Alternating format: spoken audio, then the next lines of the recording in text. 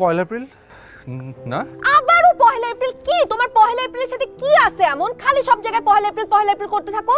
কি আর হবে তেমন না না কিছু? না, কিছু একটা আছে। কি আছে না, আমাকে না, বলো। কিছু নাই। বলো। বলবো না। তোমার আজকে আমাকে বলতেই হবে। আল্লাহ, আমি কই ফাঁসলাম?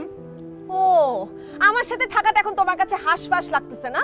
আমি এটা আবার কখন বললাম? সব কথা বলতে হয় না, বুঝে ফেলা যায়। আমি যে এখন তোমার গলার ফাঁস হয়ে গেছে এটা আমি বুঝতে পারতেছি।